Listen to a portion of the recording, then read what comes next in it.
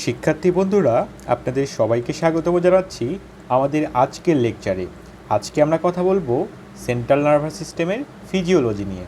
তো চলুন শুরু করা যাক আমাদের আজকের আলোচনা।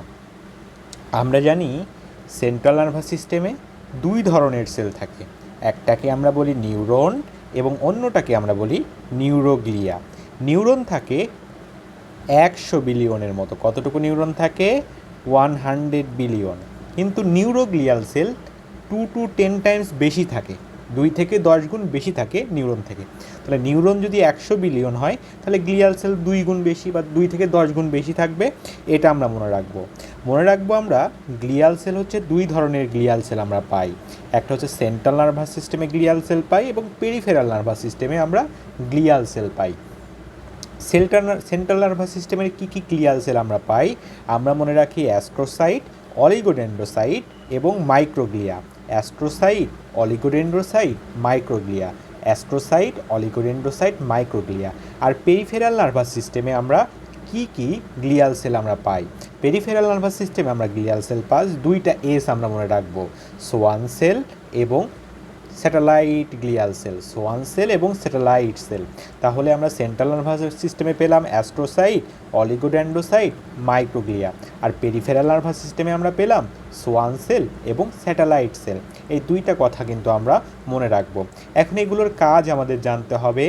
সোয়ান সেলের কাজ যদি মনে রাখতে হয়, আমরা মনে রাখবো এটা হচ্ছে পেরিফেরাল নার্ভাস সিস্টেমের মাইলিনেশনে হেল্প করে। সেন্ট্রাল নার্ভাস সিস্টেমের মাইলিনেশনে হেল্প করে সোয়ান সেল এবং সেন্ট্রাল নার্ভাস সিস্টেমের মাইলিনেশনে হেল্প করে অলিগোডেন্ড্রোসাইট। এই দুইটা কথা আমরা মনে রাখবো, অলিগোডেন্ড্রোসাইট এবং সোয়ান সেল। এরপর আমরা যেটা মনে রাখবো, দেখেন এর যে স্যাটেলাইট সেল, এই স্যাটেলাইট সেলের কাজ কি? এই স্যাটেলাইট সেলের কাজ হলো এরা হচ্ছে অ্যাস্ট্রোসাইটের মতো কাজ করে। সেন্ট্রাল নার্ভাস সিস্টেমের অ্যাস্ট্রোসাইট যে কাজটা করে, এই যে পেরিফেরাল নার্ভাস সিস্টেমের স্যাটেলাইট সেল এই বিহেভস লাইক অ্যাস্ট্রোসাইট। এইটা আমরা মনে রাখবো। এখন আমরা দেখি সেন্ট্রাল নার্ভাস সিস্টেমের অ্যাস্ট্রোসাইট কী কাজ করে। অ্যাস্ট্রোসাইট হতে পারে দুই ধরনের, একটাকে বলি আমরা ফাইব্রাস অ্যাস্ট্রোসাইট এবং আরেকটাকে বলি প্রোটোপ্লাজমিক অ্যাস্ট্রোসাইট। ফাইব্রাস এবং প্রোটোপ্লাজমিক। ফাইব্রাস অ্যাস্ট্রোসাইট কোথায় পাওয়া যায় এইটা আমরা একটু দেখার চেষ্টা করি। আমরা তো এভাবে লিখি ফাইব্রাস অ্যাস্ট্রোসাইট কোথায় পাওয়া যায়। দেখেন ফাইব্রাস অ্যাস্ট্রোসাইট পাওয়া যায় হোয়াইট ম্যাটারে, ফাইব্রাস পাওয়া যায় হচ্ছে হোয়াইট ম্যাটারে, আর প্রোটোপ্লাজমিক অ্যাস্ট্রোসাইট পাওয়া যায় গ্রে ম্যাটারে। আমি কিভাবে মনে রাখছিলাম?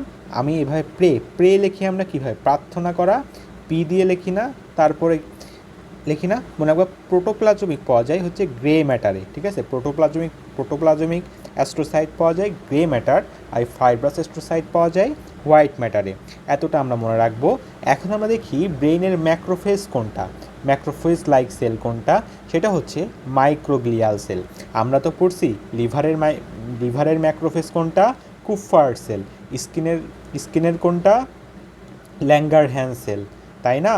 ঠিক সেইভাবে আমাদের ব্রেইনের ম্যাক্রোফেজ লাইক সেল কোনটা, মাইক্রোগ্লিয়াল সেল। এই কথাটা আমাদের মনে রাখবো, মাইক্রোগ্লিয়াল সেল। এতটা আমরা মনে রাখবো। এরপর আমরা দেখার চেষ্টা করি অ্যাস্ট্রোসাইটের কাজ আসলে কি। আমি মনে রাখছি অ্যাস্ট্রোসাইট হচ্ছে বাবার মতো কাজ করে। আমাদের বাবার মতো কাজ করে কোনটা, অ্যাস্ট্রোসাইট। কীভাবে? মনে রাখো ব্লাড ব্রেইন ব্যারিয়ার, এই যে ব্লাড ব্রেইন ব্যারিয়ার তৈরিতে, ব্লাড ব্রেইন ব্যারিয়ার রেগুলেশনে ভূমিকা রাখে হচ্ছে এই যে অ্যাস্ট্রোসাইট। যদি বলা হয় ব্লাড ব্রেইন ব্যারিয়ারের ভূমিকা রাখে কোনটা, সেটা হচ্ছে তৈরি করতে সাহায্য করে কোনটা, সেটা হচ্ছে এন্ডোথেলিয়াল সেল। ব্লাড ভেসেলের এন্ডোথেলিয়াল সেল হচ্ছে ব্লাড ব্রেইন ব্যারিয়ার তৈরি করে। আর এই ব্লাড ব্রেইন ব্যারিয়ারের রেগুলেশন করে কোনটা, রেগুলেশন করে হচ্ছে এই যে আমাদের অ্যাস্ট্রোসাইট। এইটা আমরা মনে রাখবো। এটা হচ্ছে বাবার ব্লাড ব্রেইন ব্যারিয়ার। তারপর বাবারা কি করে জানো তো? বাবারা হচ্ছে সারা মাস চাকরি করে, চাকরি করার পর যে বেতনটা পায় সেটা সন্তানদের জন্য কিন্তু পাঠিয়ে দেয়, সন্তানের লেখাপড়ার জন্য, তাই না? তাহলে দেখো এটা হচ্ছে অ্যাস্ট্রোসাইট। এই অ্যাস্ট্রোসাইটের দুইটা কিন্তু হাত। এই দেখো একটা ব্লাড ভেসেলের এদিকে চলে গেছে, আর একটা চলে গেছে নিউরনের এদিকে, তাই না? এটা হচ্ছে ব্লাড ভেসেল থেকে পুষ্টি নেয়, নিউট্রিশন নেয় এবং সেটা দেয় নিউরনকে। এইটা আমরা মনে রাখবো। ব্লাড ভেসেল থেকে পুষ্টি নেয় এবং দেয় হচ্ছে নিউরনকে। তাহলে provide nutrition to the neuron, এটা আমরা মনে রাখলাম। 2 নাম্বার কি মনে রাখবো? 2 নাম্বার দেখবা বাবারা সন্তানকে অনেক উদ্দীপনা দেয়, বাবা তোমাকে কিন্তু এবার ভালো রেজাল্ট করতেই হবে। এই যে উদ্দীপনাটা, এই উদ্দীপনাটা দেয় কিন্তু বাবারা। তাহলে বাবারা কি করে? গ্রোথ ফ্যাক্টর, এটা হচ্ছে গ্রোথ ফ্যাক্টর হিসেবে কাজ করে, তাই না? সন্তানকে বড় হতে বাবার সেই উপদেশগুলো কিন্তু কাজ করে। ঠিক সেইভাবে এই যে অ্যাস্ট্রোসাইট গ্রোথ ফ্যাক্টর দেয় নিউরনকে। কি দেয়? ভ্যারিয়াস গ্রোথ ফ্যাক্টর দেয়। নাম্বার 1 কি বললাম আমি? ব্লাড ব্রেন ব্যারিয়ারের রেগুলেশন করতে হেল্প করে।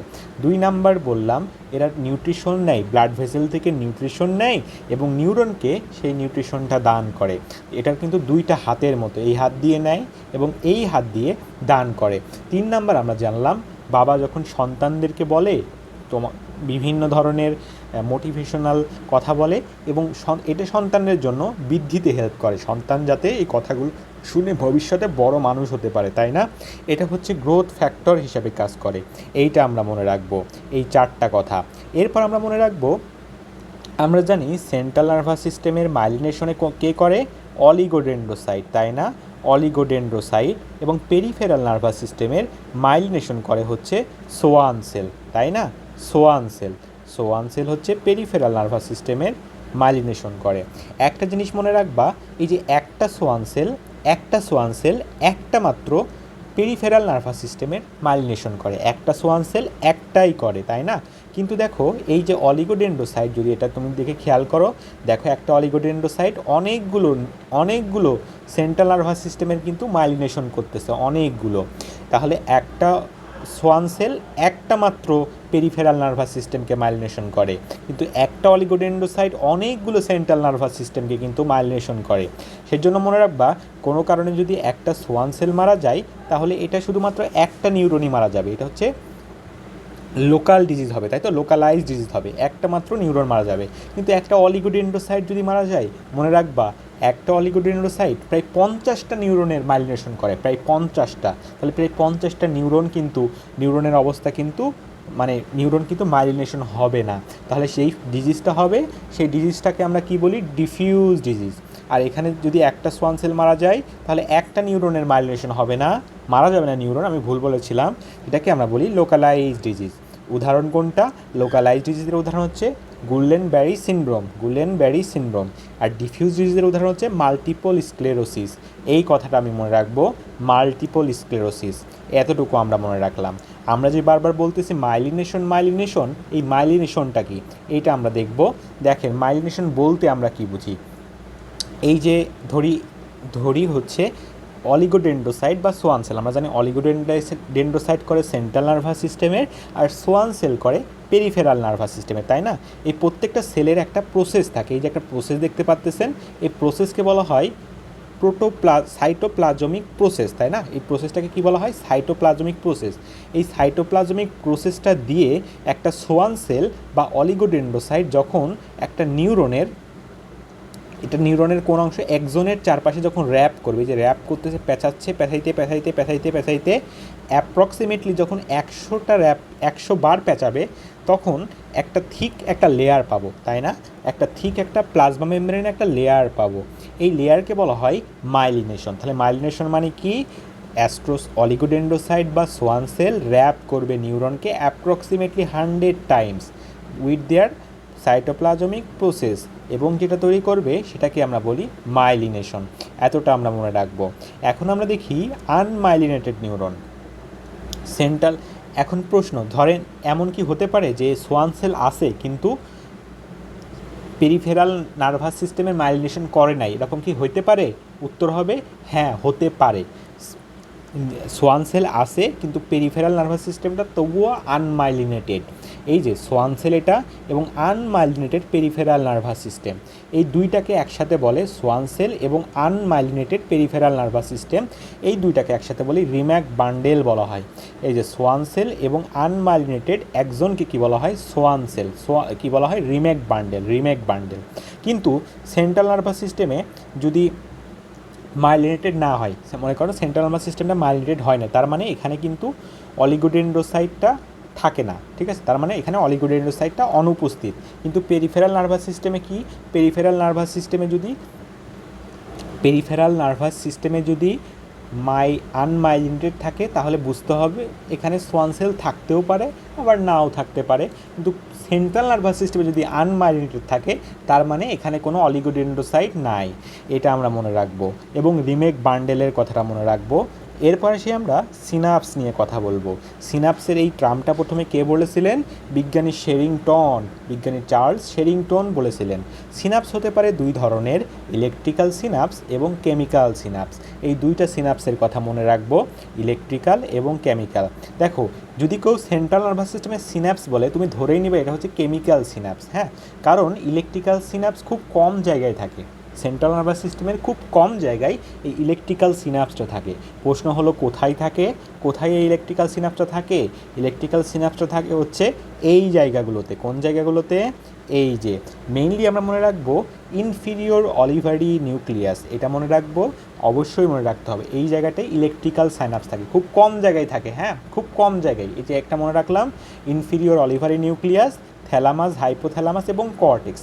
কিছু মনে না থাকলেও কিন্তু এইটা মনে রাখতে হবে, ইনফিরিয়র অলিভারি নিউক্লিয়াস, এখানে থাকে হচ্ছে ইলেকট্রিক্যাল সাইনাপস। আর বাদ বাকি যত সব জায়গায় কেমিক্যাল সাইনাপস থাকে। তাহলে প্রশ্ন হচ্ছে ইলেকট্রিক্যাল সাইনাপস এবং কেমিক্যাল সাইনাপসের পার্থক্য কী? ধরি এটা হচ্ছে প্রি সিনাপটিক নিউরন, এটা হচ্ছে প্রি সিনাপটিক নিউরন, এবং এটা হচ্ছে পোস্ট সিনাপটিক নিউরন, এটা হচ্ছে পোস্ট সিনাপটিক নিউরন। আমি আর একটা এঁকে ফেলি, এটা হচ্ছে প্রি সিনাপটিক নিউরন এবং এটা হচ্ছে পোস্ট সিনাপটিক নিউরন। এখন দেখেন এই যে দুইটা নিউরনের মাঝে, প্রি সিনাপটিক নিউরন এবং পোস্ট সিনাপটিক নিউরনের মাঝে একটা গ্যাপ আমরা দেখতে পাচ্ছি, তাই না? এই গ্যাপকে বলা হয় সিনাপটিক ক্লেফট। কি বলা হয়? সিনাপটিক ক্লেফট বলা হয়। দেখেন, এটা যদি ইলেকট্রিক্যাল সাইনাপস হয় এবং এটা যদি কেমিক্যাল সাইনাপস হয়, কার ক্ষেত্রে সিনাপটিক ক্লেফটটা বড়? দেখেন তো, অবশ্যই কেমিক্যাল সাইনাপসের ক্ষেত্রে। কতটুকু বড় এটা আমরা দেখার চেষ্টা করি। দেখেন, কেমিক্যাল সাইনাপসের ক্ষেত্রে এটার লেন্থ, এই সিনাপটিক ক্লেফটের লেন্থ হচ্ছে 20 থেকে 40 ন্যানোমিটার, আর ইলেকট্রিক্যাল সাইনাপসের ক্ষেত্রে 2 to 4 ন্যানোমিটার। কোথায়? মানে খুব ক্লোজে থাকে, দুইটা নিউরন খুব কাছাকাছি থাকে। প্রি সিনাপটিক নিউরন এবং পোস্ট সিনাপটিক নিউরন খুব কাছাকাছি থাকে, আর কেমিক্যালের ক্ষেত্রে একটু দূরে থাকে, এটা হচ্ছে 20 থেকে 40 ন্যানোমিটার, এটা হচ্ছে 2 to 4 ন্যানোমিটার। আচ্ছা, এরপর দেখেন এই যে প্রি সিনাপটিক নিউরনে এখানে কিছু গোল গোল স্ট্রাকচার দেখতে পাচ্ছেন, তাই না? এই গোল গোল স্ট্রাকচার, এই গোলু স্ট্রাকচারকে বলা হয় ভেসিকল। কি বলা হয়? ভেসিকল বলা হয়। এই ভেসিকলের মধ্যে এই যে নীল নীল স্ট্রাকচার দেখতে পাচ্ছেন, এগুলোকে বলা হয় হচ্ছে নিউরো ট্রান্সমিটার। ভেসিকলের মধ্যে থাকে নিউরো ট্রান্সমিটার। এটা পাওয়া যায় হচ্ছে কেমিক্যাল সাইনাপসে, কিন্তু ইলেকট্রিক্যাল সাইনাপসে কিন্তু এগুলো থাকে না। ইলেকট্রিক্যাল সাইনাসে এই ভেসিকলগুলো থাকে না, এটা মনে রাখবো। তবে ইলেকট্রিক্যাল সাইনাসে তাহলে কি থাকে? ইলেকট্রিক্যাল সাইনাসে থাকে হচ্ছে এই যে এরকম চ্যানেল থাকে। এই যে চ্যানেল দেখতে পাচ্ছেন, এই একটা চ্যানেল, এই একটা চ্যানেল, এই চ্যানেলগুলো থাকে হচ্ছে ইলেকট্রিক্যাল সাইনাসে। এই চ্যানেলগুলোকে কি বলা হয়? গ্যাপ জাংশন বলা হয়। মনে রাখবো, এই চ্যানেলগুলোকে বলা হয় গ্যাপ জাংশন। ঠিক আছে, এই চ্যানেলগুলো থাকে হচ্ছে ইলেকট্রিক্যাল সাইনাপসে। তাহলে এটা থাকার সুবিধা কি? যদি ধরেন অ্যাকশন পটেনশিয়াল, এই যে অ্যাকশন পটেনশিয়াল তৈরি হয় প্রি সিনাপটিক যে নিউরন, এখানে ধরেন অ্যাকশন পটেনশিয়াল তৈরি হয়েছে। অ্যাকশন পটেনশিয়াল মানে আমরা তো জানি ডিপোলারাইজেশন হওয়ার সময় প্রচুর পরিমাণে কোষের মধ্যে সোডিয়াম ঢুকে, প্রচুর পরিমাণে সোডিয়াম ঢুকতেছে। এখন সোডিয়াম যদি ঢুকে, সোডিয়াম এই যে প্রি সিনাপটিক নিউরনে ঢুকতেছে, এখানে এই যে গ্যাপ জাংশনের মাধ্যমে চলে যাবে পোস্ট সিনাপটিক নিউরনে, এবং পোস্ট সিনাপটিক নিউরনে গিয়ে অ্যাকশন পটেনশিয়াল তৈরি করবে, তাই না? একদম দ্রুত তৈরি করবে না। এই যে ধরেন অ্যাকশন পটেনশিয়ালটা প্রি সিনাপটিক মেমব্রেনে আসলো, এখান থেকে পোস্ট সিনাপটিক মেমব্রেনে আসতে যে সময় লাগে এটাকে বলা হয় সিনাপটিক ডিলে। কি বলা হয়? Synaptic delay. তাহলে এখানে সিনাপটিক ডিলেটা খুব কম থাকবে, তাই না? সোডিয়াম আসবে, ঠক করে ঢুকে যাবে, তাই না? সিনাপটিক ডিলেটা খুবই কম পাবো, এটা মনে রাখতে হবে। সিনাপটিক ডিলেটা নীল পাবো। কিন্তু এই ক্ষেত্রে দেখেন কি হবে, এই ক্ষেত্রে ধরেন অ্যাকশন পটেনশিয়ালটা আসার পরে এখান থেকে এই যে ভেসিকল থেকে নিউরো ট্রান্সমিটারগুলো এখানে রিলিজ হবে। এই নিউরো ট্রান্সমিটারগুলো কাজ করবে পোস্ট সিনাপটিক মেমব্রেনে, এরপর আয়ন ঢুকবে, এরপর পোস্ট সিনাপটিক মেমব্রেন দিয়ে আয়ন ঢুকবে, এরপর হচ্ছে অ্যাকশন পটেনশিয়াল তৈরি হবে। যদি এরকম হয় তাহলে কাজটা করতে সময় লাগতেছে না, মানে ইম্পালসটা ট্রান্সমিশন হতে টাইম লাগতেছে, সেজন্য এই ডিলেটা একটু বেশি হয়। ডিলেটা কতক্ষণ থাকে একটু দেখব, 0.5 মিলিসেকেন্ড, এতটা আমরা মনে রাখবো, 0.5 মিলিসেকেন্ড। ঠিক আছে, 0.5 মিলিসেকেন্ড এই সিনাপটিক ডিলের টাইমটা লাগবে। এতটুকু আমরা জানলাম। এরপর আমরা যেটা জানবো, আচ্ছা এতটুকু জানলাম, এরপর আমরা জানি, দেখেন এই যে কেমিক্যাল সাইনাপসে শুধুমাত্র অ্যাকশন পটেনশিয়ালটা প্রিসিনাপটিক থেকে পোস্ট সিনাপটিকেই যেতে পারে, কখনোই এরকম হবে না পোস্ট সিনাপটিক থেকে প্রিসিনাপটিকে যাবে, কখনো হবে না, সবসময় ইউনিডাইরেকশনাল, মানে একদিকেই যাবে, প্রি থেকে পোস্ট কেমিক্যাল। কিন্তু ইলেকট্রিক্যালের ক্ষেত্রে দেখেন, সোডিয়াম যদি এখান থেকে আবার এই চ্যানেল দিয়ে এখানে চলে যায়, এই চ্যানেলটা তো সবসময় খোলা, তাই না? এই চ্যানেল দিয়ে কিন্তু পোস্ট সিনাপটিক নিউরন থেকে প্রি সিনাপটিক নিউরনে চলে যেতে পারে, তাহলে প্রি সিনাপটিক নিউরনে গিয়েও অ্যাকশন পটেনশিয়ালটা তৈরি করতে পারে, তাই তো? তাহলে এটা হচ্ছে বাই ডাইরেকশনাল, এইদিকেও আসতে পারে এদিকেও যেতে পারে, বাই ডাইরেকশনাল। এতটা আমরা মনে রাখবো। আমরা কি মনে রাখলাম? ইলেকট্রিক্যাল সাইনাপস বাই ডাইরেকশনাল আর কেমিক্যাল সাইনাপস ইউনিডাইরেকশনাল। এই যে সিনাপটিক ক্লেফটের মাঝখানে দূরত্ব 2 to 4 ন্যানোমিটার, 20 to 40 ন্যানোমিটার, তাই না? এরপর দেখলাম এখানে কোনো গ্যাপ জাংশন থাকে না, এখানে কি পাই আমরা? ভেসিকল পাই, কিন্তু এখানে কিন্তু গ্যাপ জাংশন থাকে, এইটা আমরা মনে রাখবো। এবং এখানে কোনো ভেসিকল থাকে না, তাই না? এখানে কিন্তু কোনো ভেসিকল থাকে না, এতটা আমরা মনে রাখবো, এতটা আমরা মনে রাখবো।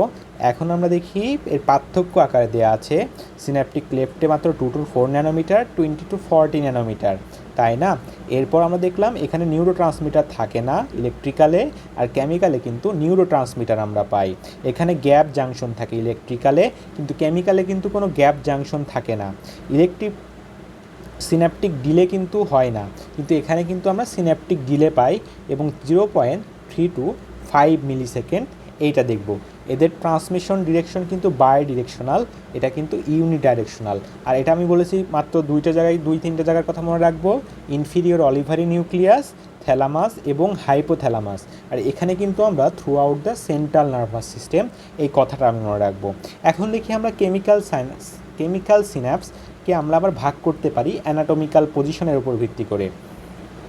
এটা একটা নিউরনের এইগুলো হচ্ছে ডেনড্রাইট, তাই না? এগুলো হচ্ছে ডেনড্রাইট, হ্যাঁ। আর এটা হচ্ছে একজন। দেখুন এটা আর একটা নিউরন, এটা হচ্ছে ডেনড্রাইট বা সেল বডি, আর এটা হচ্ছে একজন। দেখেন এই যে একজনের সাথে ডেনড্রাইটের যে একটা সিনাপস হয়েছে, এই সিনাপসকে বলা হয় এক্সোডেনড্রাইটিক সিনাপস, এবং এটা হচ্ছে মোস্ট কমন টাইপ এক্সোডেনড্রাইটিক সিনাপস। এবং এটা ডেনড্রাইটের কোথায় হয়েছে? ডেনড্রাইটের স্পাইন আছে, ডেনড্রাইটের একটা জায়গায় এরকম উঁচু, এটাকে বলা হয় ডেনড্রাইটিক স্পাইন, এই জায়গাটাই হয়েছে, হ্যাঁ। এই দেখেন একটা নিউরন, এই এক্সনটা সেল বডির সাথে একটা সিনাপস তৈরি করছে, এটাকে বলা হয় এক্সোসোমাটিক সিনাপস। এবং 3 নাম্বারটা এক্সনের সাথে আর একটা এক্সনের সিনাপস তৈরি হয়েছে, এটাকে বলা হয় এক্সোনিক সিনাপস, এটা খুব রেয়ার টাইপ, এক্সোনিক সিনাপসটা খুব রেয়ার টাইপ, এতটা আমরা মনে রাখবো। 3 টাইপের সিনাপস আমরা পাই কেমিক্যাল সিনাপস, এক্সোডেনড্রাইটিক মোস্ট কমন, এক্সোনিক এবং এক্সোনিকটা রেয়ার টাইপ, এইটা আমরা মনে রাখবো। এখন দেখেন এই যে একটা অ্যাকশন পটেনশিয়াল প্রিসিনাপটিক মেমব্রেনে আসার পরে এই অ্যাকশন পটেনশিয়ালটা প্রিসিনাপটিক মেমব্রেন থেকে পোস্ট সিনাপটিক মেমব্রেনে যাবে, এই পদ্ধতিটিকে বলা হয় সিনাপটিক ট্রান্সমিশন। এটা 2টা ইভেন্টে হয়, হ্যাঁ, 2টা ইভেন্টে হয়। এটা হচ্ছে প্রি সিনাপটিক ইভেন্ট, কিছুটা এখানে কিছু ইভেন্ট হয়, এবং কিছু হয় পোস্ট সিনাপটিক ইভেন্ট, পাশের নিউরনে কিছু ইভেন্ট আমরা পাই, প্রি সিনাপটিক ইভেন্ট এবং পোস্ট সিনাপটিক ইভেন্ট, এতটা আমরা মনে রাখবো। এখন দেখেন আমরা দেখার চেষ্টা করি, এটা হচ্ছে প্রিসিনাপটিক নিউরন। এই যে প্রিসিনাপটিক নিউরনে এই যে দেখতে পাচ্ছেন গল্লু, এগুলোকে বলা হয় ভেসিকল বলা হয়। এই গল্লুর ভিতরে কালো কিছু ডট দেখতে পাচ্ছেন, ডট, এগুলোকে বলা হয় নিউরো ট্রান্সমিটার, ঠিক আছে? এটাকে বলা হয় নিউরো ট্রান্সমিটার, আর এটাকে বলা হয় ভেসিকল, তাই তো? ভেসিকল, এই পকেট কিসটাকে ভেসিকল বলা হয়। এই ভেসিকলগুলো এই নিউরো ট্রান্সমিটারকে এই জায়গাটায় ছুড়ে দেয়। এখন ঘটনা হচ্ছে কীভাবে ছুড়ে দেয়, এটা আমরা একটু দেখার চেষ্টা করি। দেখেন এই যে এটা হচ্ছে প্রিসিনাপটিক নিউরন, হ্যাঁ,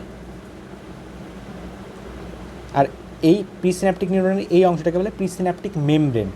এটা হচ্ছে পোস্ট সিনাপটিক নিউরন, হ্যাঁ, এই অংশটাকে বলা হয় postsynaptic membrane. Presynaptic neuron, presynaptic membrane, postsynaptic neuron, postsynaptic membrane.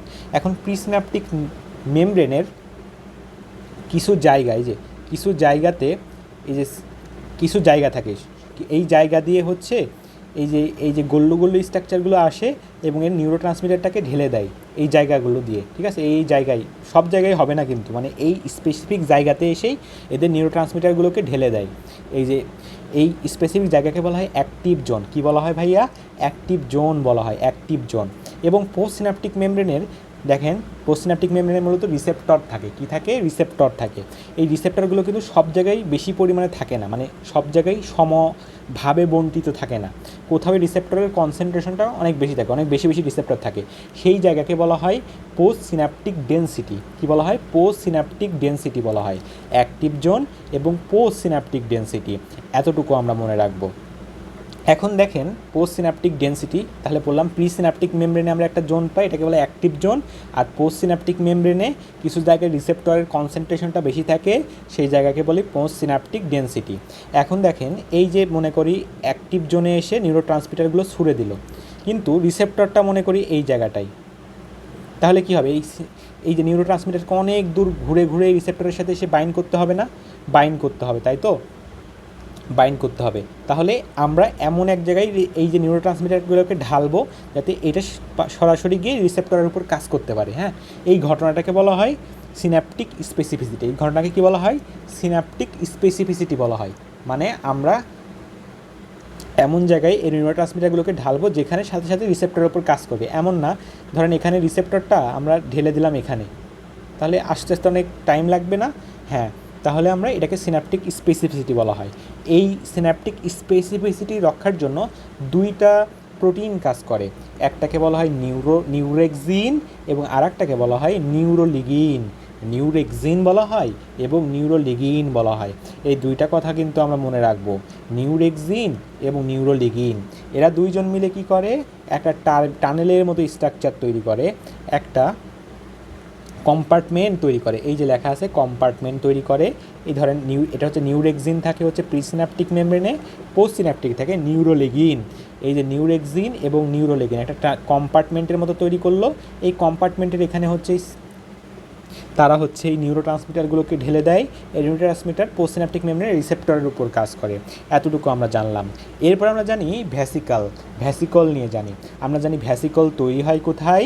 Vesicle বলতে যে গল্লু গল্লু স্ট্রাকচার, এগুলো হচ্ছে ভ্যাসিকল। ভ্যাসিকলগুলো তৈরি হয় হচ্ছে সেল বডিতে। কোথায় তৈরি হয়? সেল বডিতে। রাফ এন্ডোপ্লাজমিক রেটিকুলাম থেকে এই ভ্যাসিকলগুলো তৈরি হয়। এই ভ্যাসিকলের মধ্যে থাকে কোনগুলো? নিউরোট্রান্সমিটার থাকে, তাই না? এই ভ্যাসিকলের মধ্যে তৈরি নিউরোট্রান্সমিটার। সেল বডি থেকে এই নিউরোট্রান্সমিটারগুলোকে, এই ভ্যাসিকলগুলোকে আসতে হয় হচ্ছে এক্সন টার্মিনালে, তাই না? এক্সন টার্মিনালে কিন্তু আসতে হয়, তৈরি তো হয় হচ্ছে সেল বডিতে। এই যে এতটুকু পথ যে আসে, এই ট্রান্সপোর্টকে বলা হয় এক্সোপ্লাজমিক ট্রান্সপোর্ট। কি ট্রান্সপোর্ট? এক্সোপ্লাজমিক ট্রান্সপোর্ট। এক্সোপ্লাজমিক ট্রান্সপোর্ট, এক্সোপ্লাজমিক ট্রান্সপোর্ট, তাই না? এক্সোপ্লাজমিক ট্রান্সপোর্ট। তারপরে দেখেন এক্সোপ্লাজমিক ট্রান্সপোর্ট হয়ে গেল, এতটুকু আমরা জানলাম। এখন এই ভেসিকলগুলোকে যদি আমরা মাইক্রোস্কোপের নিচে আমরা দেখি, 3 ধরনের ভেসিকল আমরা পাবো। একটাকে বলি ক্লিয়ার, স্মল ক্লিয়ার, একটাকে বলি হচ্ছে স্মল ডেন্স, আর একটাকে বলি লার্জ ডেন্স। কীভাবে বুঝতে পারলাম না? স্মল মানে ছোট্ট, এই যে ছোট্ট ছোট্ট, আর লার্জ মানে বড়, তাই না? দেখেন স্মল ক্লিয়ার, এটাকে যদি দেখেন মাইক্রোস্কোপের নিচে একদম ক্লিয়ার মনে হচ্ছে, তাই না? স্মল ক্লিয়ার এটা। আর যদি স্মল ডেন্সটাকে দেখেন, এর মধ্যে dot dot dot dot dot dot granule পাবেন, সেজন্য এটাকে বলা হয় স্মল ডেন্স কোর। আর এটা বড় দেখতে এবং এর মাঝখানে dot dot dot dot dot dot dot dot পাবেন, সেজন্য এটাকে বলা হয় লার্জ ডেন্স কোর। এই 3 ধরনের ভেসিকল আমরা পাই। তাহলে একটা হচ্ছে স্মল ক্লিয়ার, স্মল ডেন্স এবং লার্জ ডেন্স। এর মধ্যে কিন্তু ভিন্ন ভিন্ন নিউরোট্রান্সমিটার থাকে। আমরা একটু দেখার চেষ্টা করি স্মল ক্লিয়ারে কী থাকে। গাবা গ্লাইসিন এবং গ্লুটামেট এবং অ্যাসিটাইল কোলিন, এই নিউরোট্রান্সমিটারগুলো থাকে। GABA glycine, acetylcholine, GABA glycine, acetylcholine. Small ডেন্সের মধ্যে কোনটা থাকে? ক্যাটাকোলামাইন থাকে, ক্যাটাকোলামিন। এবং লার্জ ডেন্সের মধ্যে থাকে neuropeptide, neuropeptide Y, substance P এবং কোলেসিস্টোকাইনিন। নিউরোপেপটাইড ওয়াই থাকে, নিউরোপেপটাইড ওয়াই। এতটা আমরা জানতে পারলাম।